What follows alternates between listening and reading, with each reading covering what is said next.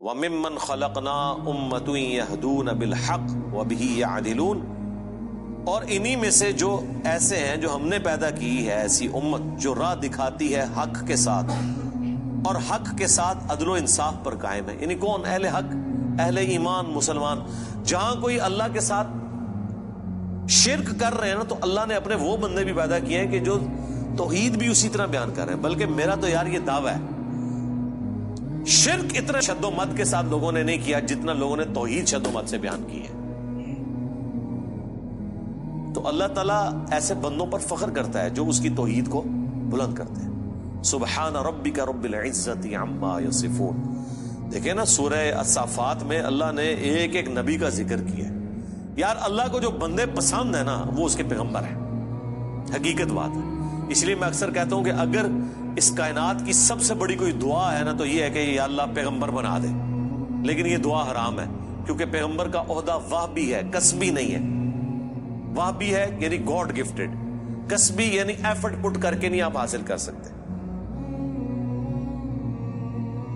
اگر اس کائنات کی کوئی سب سے بڑی دعا ہے نا تو یہی ہے کہ اللہ پیغمبر بنا دے، تو یہ تو پاسبل نہیں. تو اس کے بعد دوسری دعا یہ ہے کہ ہمیں قیامت میں اور جنت میں انبیاء کا پڑوس نصیب فرما، آمین. اس سے بڑی کوئی دعا ہو ہی نہیں سکتی. تو اللہ کو اپنے پیغمبر اتنے پسند ہیں، اللہ تعالیٰ اتنی تعریف کر رہا ہے ابراہیم کی کہ اللہ تعالیٰ کے لیے بس ابراہیم ہی ہے انسانیت میں، اس طرح ذکر ہے. اللہ تعالیٰ کیا فرماتا ہے؟ ابراہیم جس نے ہم سے وفا کی، سورہ النجم میں.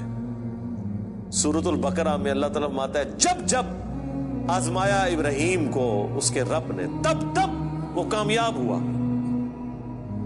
پھر سورہ الصافات میں تو بڑی قربانی کا ذکر ہے کہ بیٹے کی قربانی مانگ. پھر اللہ نے کہا کہ سلام علی ابراہیم، سلامتی ہو ابراہیم کے اوپر. یوں ہی ہم جزا دیا کرتے ہیں اپنے نیکوکار بندوں کو. ہم نے اس کی قربانی کو انسانیت میں ہمیشہ کے لیے زندہ کر دیا.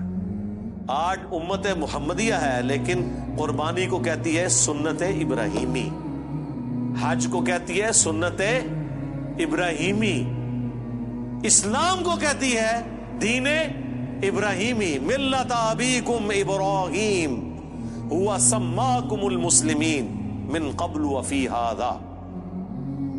یار چھوڑ دے سب سے بڑی بات رسول اللہ. قل اننی ہدانی ربی الی صراط مستقیم. اے نبی تم فرماؤ مجھے تو میرے رب نے سیدھا راستہ دکھا دیا. دینا قیما ملت ابراہیم حنیفا، دین جو کہ قائم ہے ابراہیم کی ملت پہ جو سب سے ٹوٹ کر ایک اللہ کے ہو گئے تھے. وما کان من المشرکین، وہ مشرک نہیں تھے.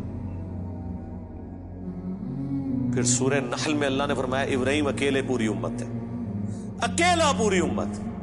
یعنی کوانٹٹی کوئی اللہ کے نزدیک اہم نہیں، کوالٹی. بندہ کہتا ہے کہ پتہ نہیں ابراہیم نے کتنے 90 لاکھ کلمہ پڑھایا ہوئے گا. آیا نا داڑ تلے دسو 90 بھی بندے نہ پورے کر سکتے. قرآن میں آیا ایک لوط ایمان لایا ابراہیم پہ، یا چند ان کے گھر والے جو بیوی بچے تھے، دیٹس آل. 10 کی گنتی بھی پوری نہیں ہوتی. اس لیے اللہ نے کہا ابراہیم پوری امت ہے. اللہ کے نزدیک ابراہیم علیہ السلام کی کتنی اہمیت ہے. تو سورہ الصافات میں اللہ نے ابراہیم کی قربانیوں کا ذکر کیا، نوح علیہ السلام کی کہا سلام علی نوح فی العالمین. ٹھیک ہے. موسیٰ اور ہارون کا ذکر کیا، سلام علی موسیٰ و ہارون. اور پھر اللہ تعالیٰ نے اینڈ پہ جا کے کنکلوڈ کیا سورہ الصافات میں تمام انبیاء پہ الگ الگ ذکر کر کے ان پہ سلامتیاں بھیج کے اینڈ پہ اللہ نے کہا سبحان ربک رب العزت عما یصفون. تیرا رب پاک ہے ہر اس شرک کی برائی سے جو لوگ اس کی طرف منسوب کرتے ہیں. کسی کو یہ ٹینشن نہ ہو جائے کہ اگر اللہ کے ساتھ کوئی شرک کرتا ہے یا اللہ کے لیے برے نام رکھتا ہے یا مخلوقات میں سے کسی کو اللہ کے برابر ٹھہراتا ہے تو اللہ کو کوئی ٹینشن ہو گئی ہے. نو، سبحان ربک رب العزہ، بے شک تیرا رب جو عزت والا ہے، پاک ہے، بلند ہے اس شرک سے جو لوگ اس کی طرف منسوب کرتے ہیں. وَسَلَامٌ عَلَى الْمُرْسَلِينَ. اس کے اندر پتہ کیا درد ہے؟ اللہ کہتا ہے ہمارے لیے تو ہمارے پیغمبر ہی کافی ہیں، سلامتی ہو ہمارے پیغمبروں پر، انہوں نے ایسا حق ہمارا ادا کیا کہ پوری انسانیت گمراہ بھی ہو جائے نا ہمیں کوئی پرواہ نہیں ہے۔ ہمارے جو سچے بندے تھے، ابراہیم، موسیٰ، عیسیٰ، نوح، آدم، محمد رسول اللہ صلی اللہ علیہ وآلہ وسلم، ان پر سلامتی ہو، والحمدللہ رب العالمین، اور تمام تعریفیں پھر اللہ کے لیے۔ اس لیے میں نے درود شریف پہ جو لیکچر دیا تھا نا، اس میں میں نے کہا تھا کہ سب سے بیسٹ درود وہ قرآن کے اندر آ گیا ہے، سبحان ربک رب العزت عما یصفون وسلام علی المرسلین والحمد للہ رب العالمین۔ آپ کو مزے کی بات بتاؤں، یہ جو حدیث ہے نا بخاری مسلم کی کہ نبی علیہ السلام فرض نماز کے بعد پڑھتے تھے لا الہ الا اللہ وحدہ لا شریک لہ لہ الملک ولہ الحمد وہو علی کل شیء قدیر اللہم لا مانع لما اعطیت ولا معطی لما منعت ولا ينفع ذا الجد منک الجد۔ بخاری مسلم میں تو اتنی یہ دعا آتی ہے، جو حضرت معاویہ نے خط لکھا تھا تو مغیرہ ابن شعبہ نے یہ وظیفہ بتایا تھا ان کو کہ اللہ کے نبی فرض کی نماز کے بعد یہ پڑھا کرتے تھے۔ لیکن ترمذی میں جب یہ حدیث آتی ہے نا، اس کے ساتھ یہ الفاظ بھی ہیں کہ اس کے بعد حضور پڑھتے تھے سبحان ربک رب العزت عما یصفون وسلام علی المرسلین والحمد للہ رب العالمین۔ یہ قرآن کی جناب فیورٹ ترین آیات ہے۔ مجھے آج بھی یاد ہے، میں 2007 میں حج کیا تو 2007 کے اندر 2 حج آئے تھے، ایک جنوری کے مہینے میں اور ایک دسمبر میں، 18 دسمبر کو آیا تھا۔ تو وہ 18 دسمبر والا جو حج تھا نا، وہ میں نے کیا تھا۔ تو میدان عرفات میں اس ٹائم تو ظاہر ہے ہم نئے خود ابھی رائے حق کے مسافر تھے، ابھی تو پتہ ہی نہیں تھا کہ اللہ نے کتنا بڑا کام لینا ہے، میں نے تو ابھی کوئی ویڈیو ریکارڈنگز بھی شروع نہیں کی تھی۔ تو میدان عرفات میں مجھے آج بھی یاد ہے، میں جب دعائیں کر رہا تھا نا، تو مجھے ایک چیز جو میرے دل میں غم کے طور پہ تھی کہ دنیا کتنی شرک میں ڈوبی ہوئی ہے، اور پیغمبر دنیا میں آتے ہیں، کوشش کرتے ہیں، ایفرٹ پٹ کر کے چلے جاتے ہیں، لیکن پھر بھی ہدایت جن کی نصیب میں ہے وہ حاصل کرتے ہیں جو ایفرٹ پٹ کر رہے ہوتے ہیں۔ تو اللہ تعالیٰ نے اتنی بڑی کائنات بنائی، اتنی مخلوقات پیدا کی، لیکن اینڈ رزلٹ یہ نکلا ہے۔ دنیاوی طور پہ تو ہم اسے ناکامی سمجھ رہے ہیں نا کہ اتنے بندے پیدا کیے تو وچوں جڑے کام دے بندے نے وہ چند ہی کی نکلے نے، باقی تو سارے فارغ ہو گئے، ٹھیک ہے۔ تو اب دنیاوی اعتبار سے تو ہم شاید اسے کریٹر کی کمزوری سمجھ رہے ہیں، لیکن اللہ تو بے پرواہ ہے، اللہ کو تو کوئی فرق نہیں پڑتا، سارے جہنم میں چلے جائیں، سارے جنت میں چلے جائیں، اللہ کو کوئی پرواہ نہیں۔ تو اس کے اوپر میں بہت زیادہ ایمفسائز کر رہا تھا اور میں بڑا پریشان تھا۔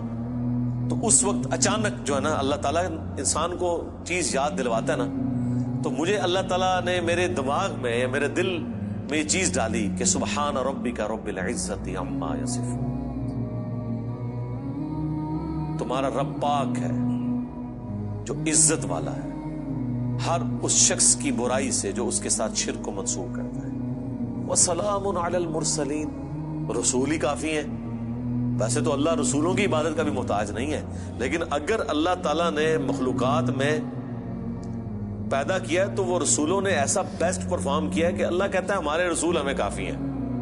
والحمدللہ رب العالمین، تعریفیں تو ساری اللہ کے لیے۔ تو میں نے پھر اس وظیفے کو ہمیشہ حرز جان بنا کے رکھا ہے۔